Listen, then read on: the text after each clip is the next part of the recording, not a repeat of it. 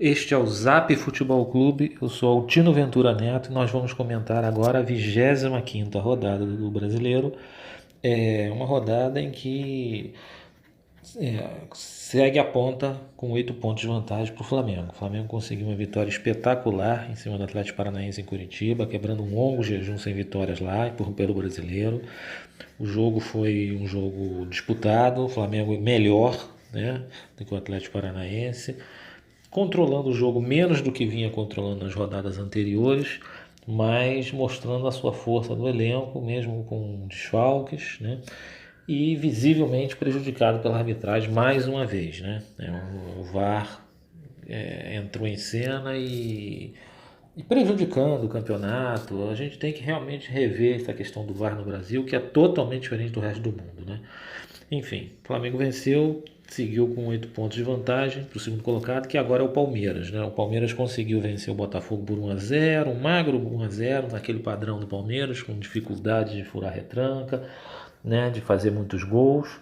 E o Botafogo com aquela fragilidade já conhecida, né? O Botafogo é um time tímido na frente, não consegue agredir, é uma das equipes que menos gols faz e vai ter dificuldade a partir de agora que o campeonato entra num momento decisivo, inclusive para fugir de qualquer perigo de queda, né? O Palmeiras assumiu então a segunda posição, ultrapassando o Santos, né? Que vinha como vice-líder até então.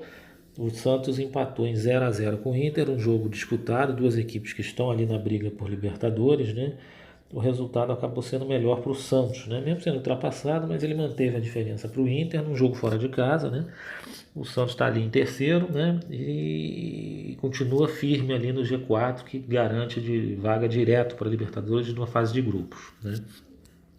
Outro resultado importantíssimo nessa briga de Libertadores de vaga foi o Clássico Paulista. O São Paulo venceu o Corinthians por 1-0, né, um gol de pênalti, um jogo também num lance também muito polêmico, né, porque a origem da jogada houve uma falta do jogador do São Paulo, né, e o juiz não deu, né, e a bola seguiu no contra-ataque, um jogador do São Paulo acabou sendo derrubado pelo zagueiro do Corinthians e o juiz deu o pênalti, né, num lance rigorosamente igual, quer dizer, mais um erro de VAR sendo decisivo nessa rodada. Mas o São Paulo conseguiu vencer um clássico finalmente, né, Paulista.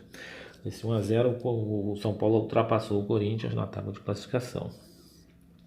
Outro resultado também que envolvia a galera que está brigando por Libertadores foi o Atlético Mineiro e Grêmio, né? O Atlético Mineiro perdeu por 4-1 em casa. É a segunda goleada que o Grêmio aplica lá em Belo Horizonte, já tinha ganho de 4 também do Cruzeiro.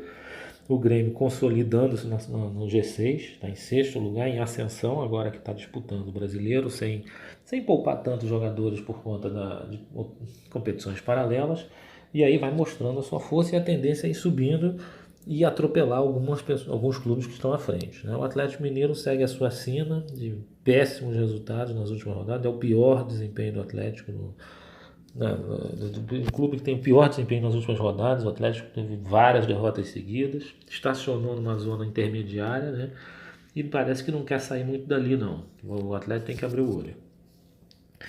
Bom, tivemos também um jogo no Maracanã, o Fluminense ganhando do Bahia por 2-0, vitória importantíssima para o Fluminense distanciar ainda mais do Z4, né? Uma vitória contra um adversário que estava brigando no G6 ali, o Bahia ainda tem pretensões de Libertadores, mas o Fluminense conseguiu uma bela vitória importantíssima. Tivemos também, aí já na briga pelo rebaixamento, né? O Ceará conseguiu uma excelente vitória por 1-0. Magra vitória, mas excelente na tábua de classificação. Venceu o Avaí por 1-0. O Avaí é um rebaixado, né? Junto com a Chapecoense. Então o Ceará jogando em casa tinha a obrigação de ganhar. Essa vitória foi importante. O Ceará não só venceu, como contou com a derrota do CSA para o Goiás e ultrapassou o CSA saindo da zona do rebaixamento, né? O CSA voltou para o Z4 com essa derrota e o Goiás segue firme numa ascensão meteórica. É o clube que tem a segunda melhor campanha do retorno, só atrás do Flamengo. E o Goiás pode ser uma aposta aí para quem gosta de emoção numa reta final de campeonato, até de repente por brigas de Libertadores, de pré-Libertadores, na verdade, né? Bom, tivemos também um resultado aqui do Vasco com Fortaleza, também um outro confronto direto de Z4, né? O Vasco saiu na frente com gol de pênalti, descolou-se mais um pouco também na tábua de classificação e deixou o Fortaleza ali rondando um certo perigo, né? O Fortaleza também está entre aqueles clubes que tem que ficar alerta, junto com o Botafogo, com o Ceará, né? E talvez com o Fluminense, mas o Fluminense já desgarrou um pouco mais, parece estar mais consolidado.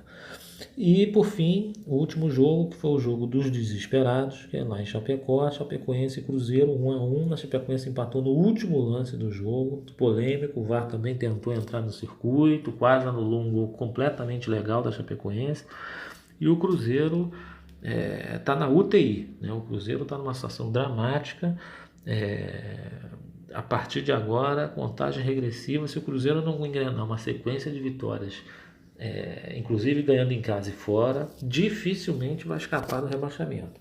As próximas 2 rodadas do Cruzeiro são decisivas e com gente que está no G4. Ele vai pegar o São Paulo e depois o Corinthians. Então a situação do Cruzeiro é desesperadora e não sei se o Abel fez bem em pegar. O Abel pode ter contrariou suas convicções, pegou o Cruzeiro e corre grandes riscos de ir para uma segunda divisão e ficar marcado com essa queda que na verdade é uma queda que já vem anunciada desde o início do campeonato, né? O Cruzeiro desde o início do campeonato vem mal. Bom, já vou deixar aqui as dicas da próxima rodada, né? Os jogos que nós devemos ficar de olho, né? Temos o jogo do líder, né? O líder Flamengo vai a Fortaleza com muitos desfalques, muitos jogadores machucados e com terceiro cartão suspensos. É um jogo que pode ser perigoso, mas o Flamengo é favorito mesmo assim, com a força do seu elenco, né? O Palmeiras, vice-líder, tem um jogo tranquilíssimo com a Chapecoense em casa, provavelmente vai ganhar em São Paulo, então o Flamengo entra pressionado para não deixar encurtar a distância, né? E o outro jogo que